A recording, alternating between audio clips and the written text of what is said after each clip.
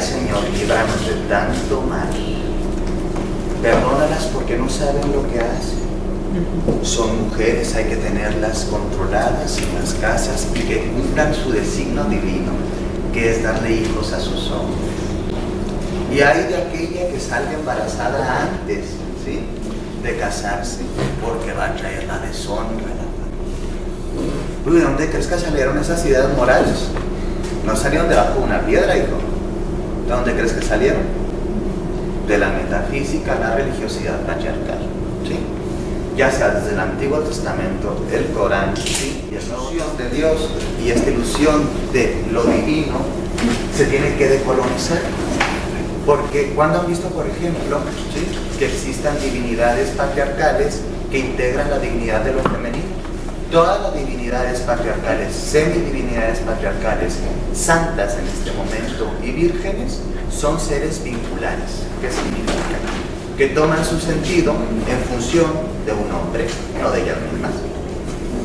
La Virgen es madre, ¿sí? La Magdalena la apuntan como prostituta, pero sabemos que es una pareja mística, ¿sí? Y una serie de figuras que siempre están defendiendo, ¿sí?, de la otredad masculina para poder tener un poder.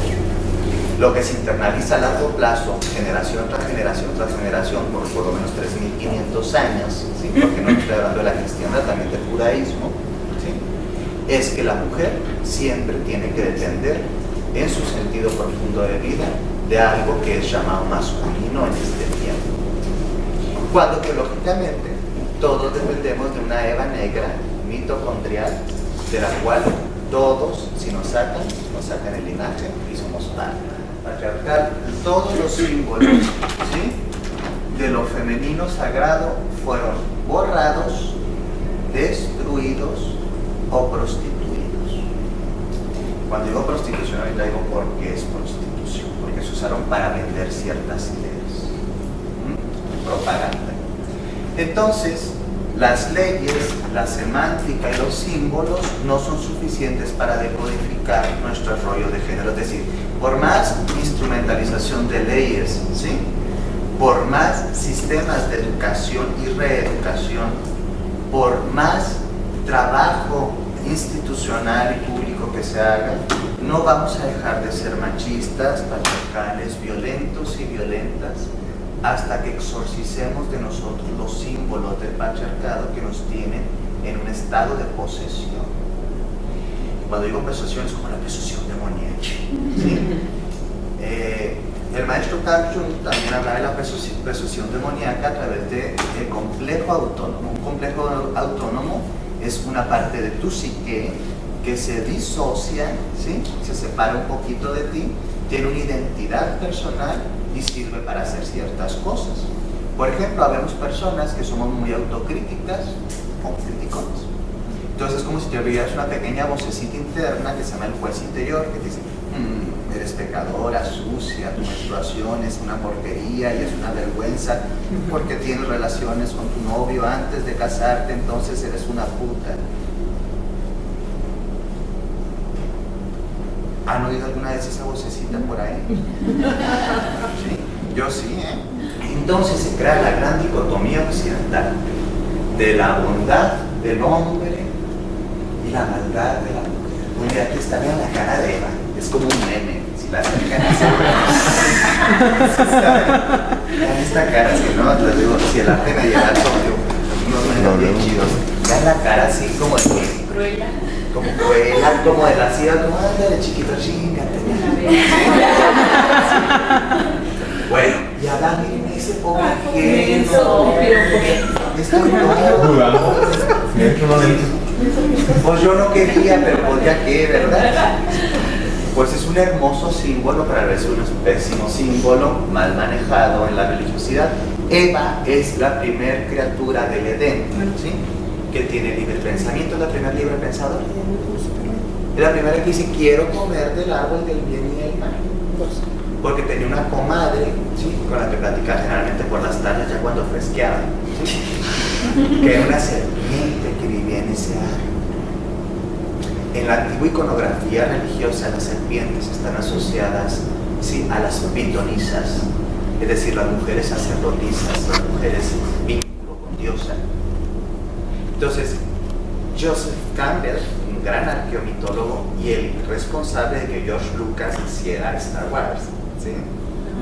Ese güey se puso acá hasta una religión, Star Wars puede ser una religión, ¿sí? Dice que los dioses de la antigüedad son los demonios de la nueva. Entonces lo que hicieron es que usaron la iconografía de las antiguas tradiciones de la diosa, la transformaron en algo luciferiano, maligno, satánico, algo así feíto, para seducir al hombre. Pero ¿cuál es la metáfora de esta manzana roja que se nutre? ¿Y a la mujer con quién crees que la creó? Que en tu sangre esté el recuerdo, ¿sí?, de la desconexión con tu padre. No volverás a ver el rostro de tu padre hasta el final de tus días. Y sangrarás por el sexo y parirás a tus hijos. Qué bonito. Se satanizan, ¿sí?, y se transforman en un martirio los procesos biológicos creativos de la mujer. Uno, la maternidad y gestación, y el otro, el ciclo menstrual, que es lo que desarrolló los sistemas tunélicos. El ciclo menstrual de las mujeres está sincronizado mayoritariamente con la luna, ¿sí?, de la mayoría de las mujeres. Actualmente es complicado porque la mayoría de las mujeres están sometidas a mucha violencia ginecológica, en donde sus cuerpos son un campo de batalla entre lo artificial y lo natural. Pero originalmente las mujeres menstruaban juntas, y eso pasa todavía, ¿sí?, de forma sincronizada, a veces con tu hija, con tu hermana, con tu madre.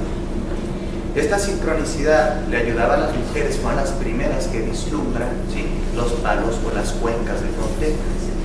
Los vestigios antropológicos más interesantes que hay de esto son los calendarios menstruales lunares. Las mujeres fueron las que empezaron a hacer los protosistemas, ¿sí?, matemáticos y los protosistemas de medición del tiempo para no premiarse. Ahí está la motivación, ¿sí?, para poder tener, ¿sí?, un control sobre su natalidad. También las mujeres configuraron una serie de conocimientos y saberes muy peligrosos para los hombres, que eran las plantas anticonceptivas, abortivas y medicinales. Que entonces el miedo del patriarcado tiene conocimiento, esto es lo peligroso de ella.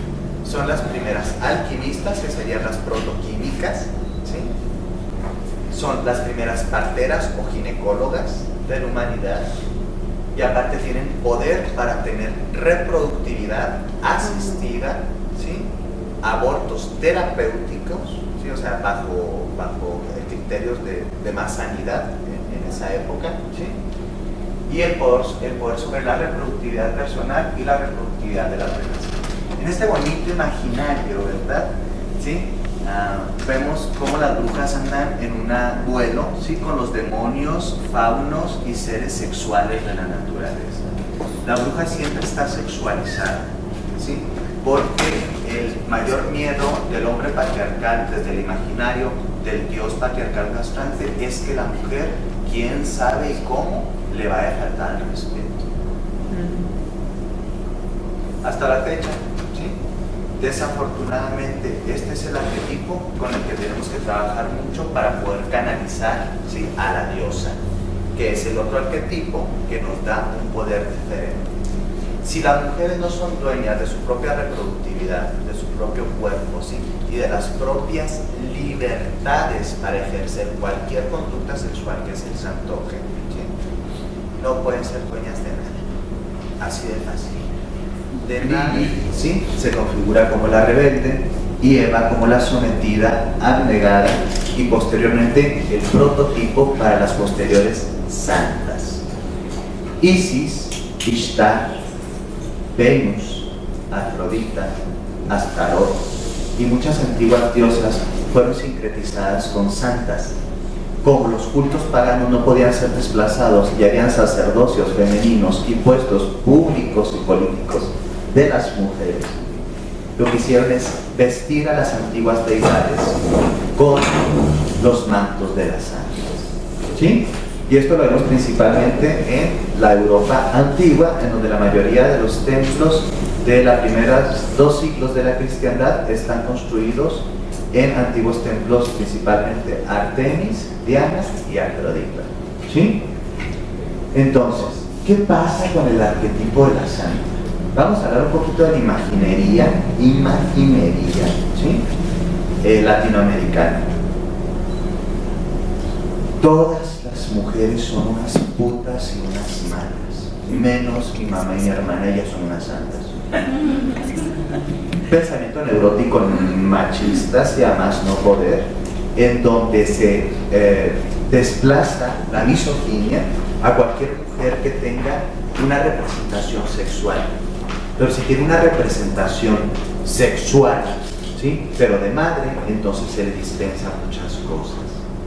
Porque la sexualidad y la maternidad tienen que ir de la mano en la cultura patriarcal. La mujer folla para traer hijos al mundo. Y si de pronto una mujer ni siquiera le interesa traer hijos al mundo, ¿qué pasará? Y es que es de los bebeses y de las bebesas.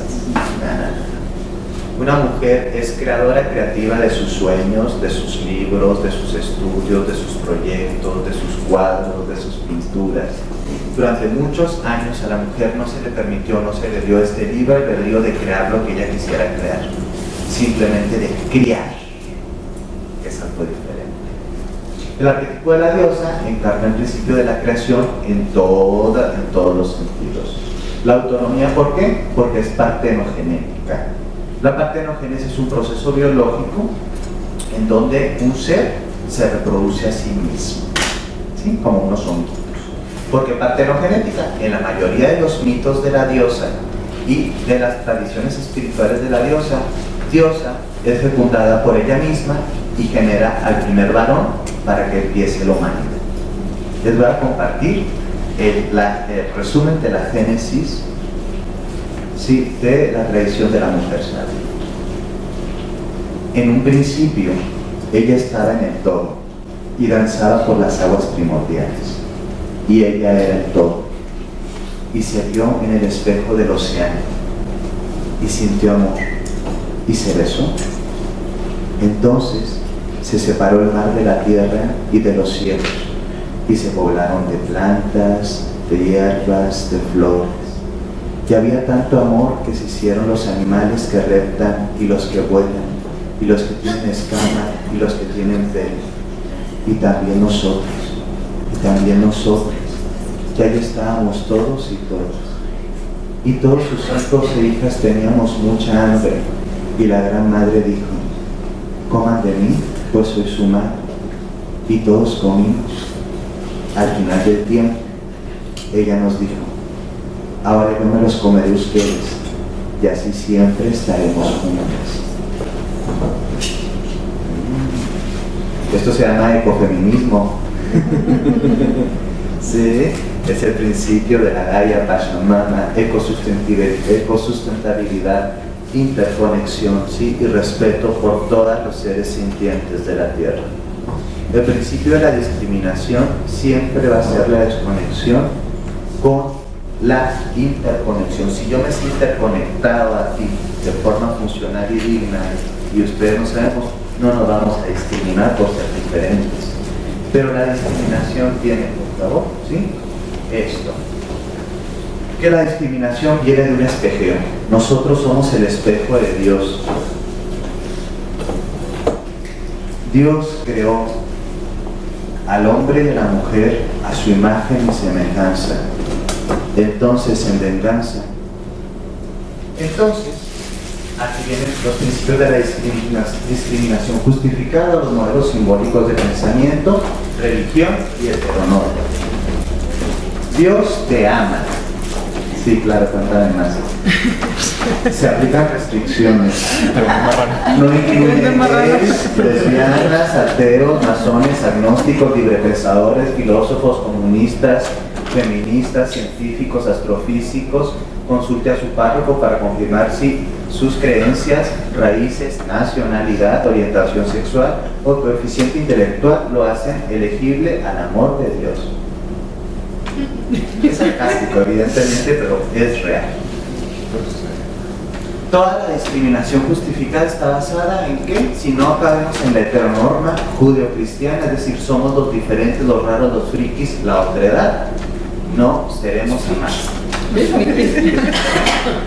Entonces, el pecado, ¿sí?, que era un concepto canónico, después pasa al fuero legal, y en el derecho canónico y en el derecho romano se permean estas ideas patriarcales, y entonces entramos en un estado, ¿sí?, ¿sí?, en donde se discrimina principalmente a la mujer, a los grupos no heterosexuales, ¿sí?, a la gente negra, no gente de color, basta ese término, todos tenemos color, y ellos tienen un hermoso color, ¿sí?, a los asiáticos y a todos los que no sean como el modelo de Dios, es decir, blancos, heterosexuales, patriarcales.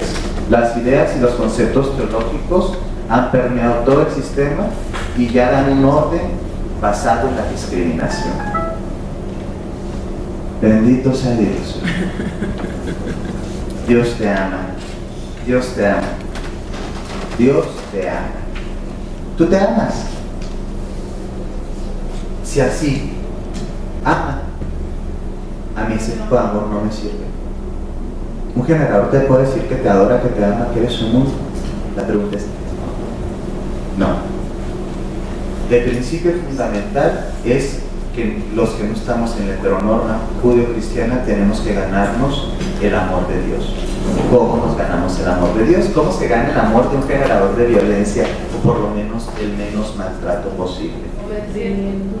Tienes que obedecer, tienes que obedecer, tienes que obedecer. Es como la Trevi Andrade, ¿sabes? ¿Sí? Es la obediencia absoluta. Y de hecho hay una imagen muy bonita dentro de la imaginería católica que se llama el buen pastor. Llega el buen pastor, sigue con todas sus ovejillas, ¿no? Y entonces a veces se le pierde uno y va por ella y la vuelve a meter al redil. Pues ¿qué se hace con las ovejas? Hay dos cosas. Uno, las usas con la lana, ¿sí? Y cuando ya no tienen lana, pues te las comes. Es decir, hay depredación. Pero es el buen pastor.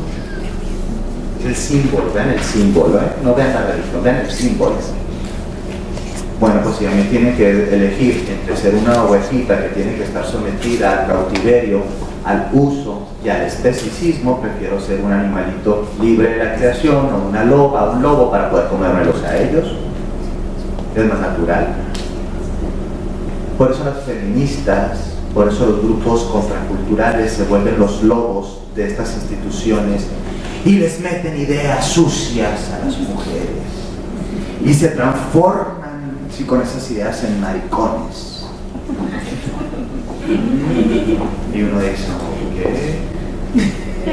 Eso está muy racional. Entonces, no, Dios te ama, sí te ama, en un modelo de amor basado en el sometimiento, obediencia, y que te acerques cada vez a ser lo que tienes que ser. Pero ¿sabes qué? Hay una trampa estructural en esto. Por más que te esfuerces, tienes el pecado original. Y la única forma de quitarte el pecado original dentro de la liturgia católica es bautizándote, es decir, obligándote a ser parte de su rebaño. Eso es un secuestro. La recuperación de los arquetipos de la mexicana, indígena, no se siente tan a gusto con esta idea y quiere rezarle a antiguas deidades sin sentir culpa porque son morenas como ella, porque tienen el alimento que son ella, y en lugar de rezarle al cielo le rezan al maíz. ¿Qué tendría de malo si le da un sentido profundo a su vida y desde ese sentido profundo Logos construye poder? No se puede construir el poder si no tenemos un sentido de vida, sea agnóstico, ateo o religioso. Un sentido de vida construye el poder. Entonces, ahorita lo que se está trabajando es en recuperar la memoria, ¿sí?, de la colectiva de las mujeres, a veces ayudadas por otras mujeres, a veces algunos nos aliamos porque creemos en esta causa, que sería la cuarta ola del feminismo, en donde la transculturalidad, la decolonización y el trabajo con los conceptos subjetivos es lo que nos va a ayudar mucho a permear en eso. Yo tengo leyes de acceso a una vida libre de violencia y bla, bla, bla, y qué bonito y qué suave, pero pues yo soy la misma que me pongo como tapete. ¿De qué me sirve? Si no he exorcizado el demonio del sometimiento de mi cuerpo y de mi alma. Gracias. Entonces, estas diosas y transculturales, ¿cómo puedo aplicar un principio de transculturalidad, integración y dignificación de lo femenino o de eso que llamamos femenino? Sí, porque es un eso, es un constructo que tenga implicaciones más sanas y empoderantes para mujeres y hombres. ¿Cómo? No hablar solo de una religión. Pues sí, los diálogos interreligiosos nos sirven, eso es importante, sí. ¿Qué más? ¿Qué más se les ocurre? Destructivo, ¿sí? Porque aquí descalificamos a la otredad. ¿Ya adivinen quién es la mayoría de la otredad? El otro. Pues las mujeres. Entonces hay que regular a ellas, a la otredad. ¿Cómo se regula a las mujeres en un patriarcado que está financiado, educado y sostenido por la cultura judaico-cristiana? ¿Cómo se regula? Pecado, culpa, violencia institucional, violencia física, violencia sexual, violencia simbólica y todas las demás otras formas de violencia. ¿Y el objetivo de cada mujer? ¿El qué? El objetivo de cada mujer ser mamá. Ese es la más interesante que nos han vendido. Una mujer en una sociedad heteronormada que no elige la maternidad, ¿sí? Y que no la transita, no es una mujer completa, no es una mujer realizada. La forma de consumir a la mujer es cuando tiene libertad sobre su propio sexo. Por eso, ¿sí? ¿Cuál es la palabra más insultante que creen, ¿sí?, que destruye a las mujeres en el patriarcado? Pues entonces las brujas, las feministas, las mujeres se reapropian de la palabra puta y la decodifican. Y puta significa libertad. Y puta significa hacer de mi placer lo que me plazca. En uno de los cantos a la diosa, uno va a decir, ¿qué es esto del feminismo sin incluyentes?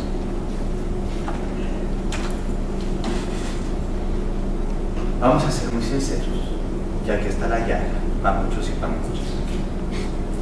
Si la discriminación está internalizada, ¿sí?, no podemos avanzar mucho, ¿sabes?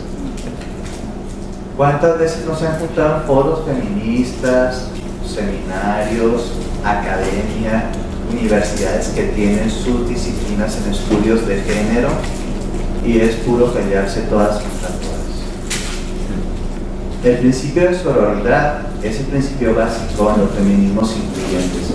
No todas las mujeres luchamos por lo mismo, no todos los hombres pueden ser aliados del feminismo, pero no el hecho de que seamos hombres significa que somos enemigos del feminismo. Yo me considero un hombre feminista y eso me ha costado mucho rechazo, tanto en sectores civiles, ¿sí?, como institucionales, académicos en menor medida, porque dicen que por mi condición genital, ¿sí?, mi género, mi color y mi estrato educativo, tengo demasiadas atribuciones que me ponen en un estado de poder. Pero es que hay varias formas de poder, hijas. No todo el poder es para someter y para solo. El poder de muchos hombres feministas radica en ser compañeros, aliados o a veces simplemente asistentes en silencio para el respeto y nuestra reeducación y recodificación de masculinidad. El primer trabajo de un hombre feminista es el trabajo con nuestras masculinidades. Si no creemos que existen hombres feministas, pero también es una postura válida, ¿sí?, pues hay que decir, ok, es válido, pero no vamos a estar quemándonos todos y todas. Y entonces vienen las académicas también y se pelean, ¿sí?, con las que son de choque. Y las de choque se pelean con las que están casadas, porque cómo te sometes a esta institución caduca, destructiva, coercitiva, que te coarta, y entonces dices, ¿qué coño está pasando aquí? El primer feminismo incluyente, hablando de feminismo incluyente, sería entender que somos diferentes, que no discriminamos entre nosotros y que podemos generar una cultura de la paz, entendiendo que la diferencia nos nutre y no nos mengua. ¿Cuántas de aquí o cuántos de aquí se consideran feministas abiertamente desde algún sector? Levanten la mano. Ok, muy bien. ¿Cuántos no se tienen de feministas? Ok, muy bien. Eso es válido. Pero no lo vamos a meter en la hoguera, ¿verdad? Claro que no, eso es muy aparatoso. Traemos tantito arsénico y ya está. No, a eso me refiero. Por ejemplo, cuando alguien dice abiertamente, sí, yo no soy feminista porque tal vez ni siquiera todavía lo entiendo, y es válido, se ataca a la persona y te transformas en lo que no te gusta que te hagan. Te transformas en el enemigo, en el depredador, en el sometedor, en la violencia. Y se entiende a nivel psicológico porque hay tantos milenios de represión, que hay tanta ira contenida, no nada más en tu propia sangre, sino en la memoria colectiva de las mujeres. ¿Sí? Pero aquí la primera es, vamos a dejarnos de pelear entre los diferentes corrientes de feminismos y tratar de respetar cada uno nuestros dones, valores y cosas que podemos aportar. A mí me encanta el feminismo académico, es en donde estoy un poquito más asociado, me gustan los estudios de género, bla, bla, bla. Pero me parece espectacular a las compañeras y algunos compañeros que hacen trabajo directo de campo en la prevención de la violencia, en la educación de comunidades. Eso me parece profundamente válido. Bueno, enormemente. Gracias. Parte de un análisis muy profundo y que me deja como muy conmovida. Esa es la palabra, me deja conmovida haber escuchado. ¿Cómo hacerle? Porque pareciera tan grande pues la empresa que tuviéramos que hacer, la tarea que tuviéramos que hacer, ¿no? Y pues el objetivo de estos foros, de estas pláticas, de estas reflexiones es dar la posibilidad de que dentro del municipio, de las instancias, de las instituciones, se logre aterrizar cómo hacerlo entonces, ¿no? ¿Cómo le hacemos? Porque es verdad, tenemos todo un marco legal que lo fundamenta y ahí no tendríamos nada que aportar, porque yo creo que incluso hay demasiado marco legal, ¿no? En relación con lo que es la realidad. Entonces, ¿cómo hacerlo? Desde ese marco, desde dentro de lo que es este sistema patriarcal, ¿cómo ir como bajándolo, no? Esa sería como mi pregunta, mi interrogante.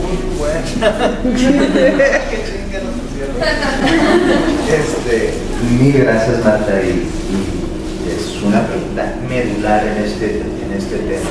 La forma en la que se está habilitando ahorita es, uno, integrar dentro de los estudios de género las materias de teología, espiritualidad, arqueomitología y simbología.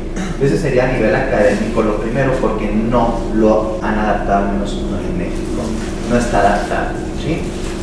Lo estamos apenas adaptando. El segundo es generar, ¿sí?, grupos o círculos focales de mujeres, ¿sí?, en donde se trabajen las identidades desde estos presupuestos u otros, para trabajar imaginería, imágenes colectivas e inconsciente colectivo de las mujeres.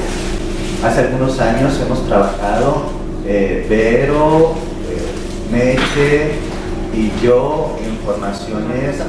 Marta también ha generado círculos y llevar a personas que den sentidos profundos, logos, gnosis, ¿sí?, a esto que se está trabajando.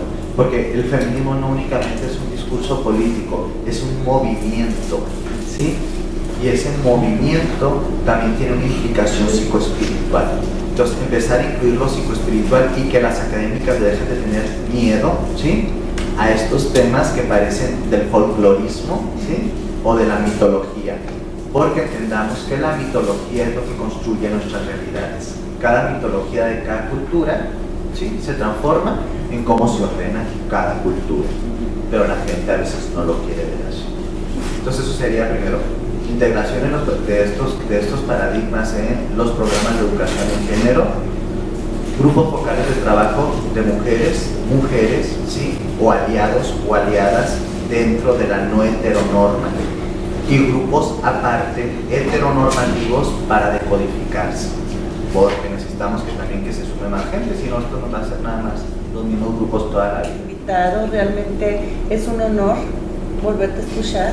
Muchas gracias. Y tener la oportunidad de masticar de manera diferente estos conceptos. Cada vez se te queda algo diferente y lo encuadras de manera un poquito más profunda, y yo sí creo que el trabajo fundamental es en los círculos de mujeres, ¿sí?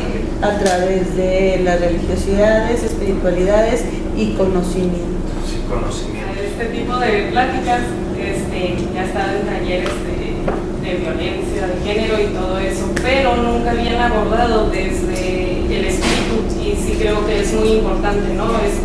Ahorita, bueno, llegué tarde, no encontraba estacionamiento, me hubiera gustado en serio ver toda desde el principio, siento que me perdí algo muy importante, pero lo que alcancé a escuchar sí se me hace como que el espíritu muchas veces lo dejamos a un lado, casi no se habla. Si hablamos de emociones, a lo mejor de lo demás hablamos, del físico, todo, pero el espíritu lo dejamos, y sí, de ahí vienen muchísimas cosas, La como lo que tú violencia dices, simbólica, ¿no? la Ajá. violencia espiritual. Sí, muchas veces nosotros al hablar o al actuar no somos así, pero en nuestra mente tenemos o espíritu, esa persona que juzga o que tiene culpas o todo esto que se puede cerrar desde el espíritu, ¿no? Más que a lo mejor que desde la mente, por así decirlo. Entonces, se me hace muy bueno tu material, y nada más felicitarte y gracias al Instituto de la Mujer por traer. Gracias por traer.